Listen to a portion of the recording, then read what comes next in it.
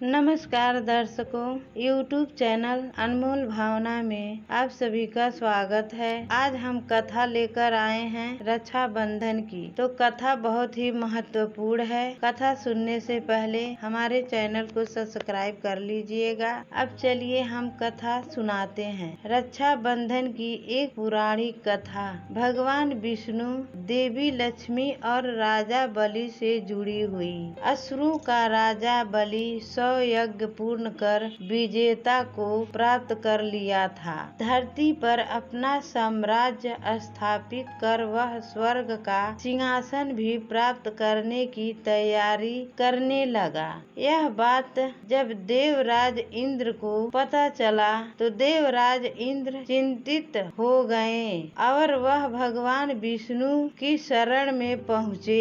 इंद्र ने भगवान विष्णु से स्वर्ग का सिंहासन बचाने की प्रार्थना की। तब 52 अवतार धारण कर भगवान विष्णु राजा बलि के दरबार में गए और उनसे भिक्षा की याचना की।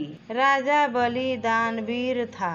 उसने 52 अवतार भगवान विष्णु को वचन में वह भिक्षा में जो भी मांगेंगे उसे प्रदान किया जाएगा। भगवान विष्णु ने भिक्षा में 3 पग भूमि मांग ली। राजा बलि ने अपना वचन निभाते हुए 52 अवतार भगवान विष्णु को 3 पग भूमि दान में प्रदान कर दिया और कहा कि वह 3 पग भूमि नाप ले। भगवान विष्णु ने पहले पग में पूरी धरती को नाप लिया और दूसरे पग में स्वर्ग को। तीसरे पग के पूर्व ही राजा बलि समझ चुका था कि उसके समक्ष उपस्थित 52 कोई साधारण व्यक्ति नहीं है। उसने अपना शीश 52 रूपी भगवान विष्णु के आगे झुका दिया और उनसे तीसरा पग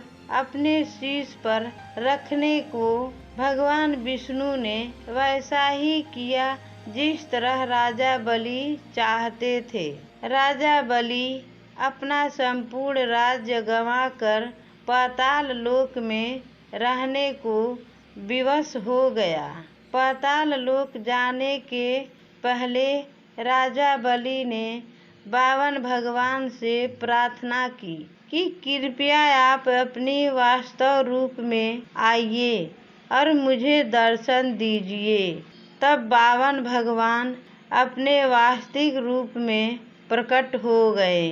भगवान विष्णु राजा बलि पर बहुत खुश थे और भगवान ने कहा, तुम मुझसे कोई वरदान मांग लो।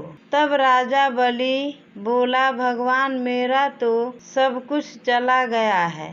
मेरी आपसे बस यही प्रार्थना है कि आप हर घड़ी मेरे समक्ष रहें। भगवान विष्णु ने तथास्तु कहा और राजा बलि के साथ पाताल लोक चले गए। वैकुंठ में भगवान विष्णु की प्रतीक्षा कर रही देवी लक्ष्मी को जब यह सूचना मिली चिंतित हो उठी। उन्होंने नारद मुनि को बुलाकर इस समस्या का निवारण पूछा। नारद मुनि ने उन्हें सुझाव दिया कि राजा बलि को रक्षा सूत्र बांधकर अपना भाई बना ले और उपहार रूप में भगवान विष्णु को मांग ले। देवी लक्ष्मी गरीब महिला का वेश धारण कर लिया और पाताल लोक पहुंची। नारद के सुझाव के अनुसार राजा बलि की कलाई में रक्षा सूत्र बांधा। तब राजा बलि बोला, आपको देने के लिए मेरे पास कुछ नहीं है। तब वो बूढ़ी औरत अपनी असली रूप में आ गई। राजा बलि से उसने कहा, आपके पास तो साक्षात भगवान विष्णु हैं, मुझे वही चाहिए। राजा बलि ने भगवान विष्णु को देवी लक्ष्मी के साथ जाने दिया। जाते जाते भगवान विष्णु ने राजा बलि से कहा कि वे हर साल 4 माह पाताल लोक में निवास करेंगे। 4 माह चतुर्दशी कहलाते हैं और देवयशनी एकादशी से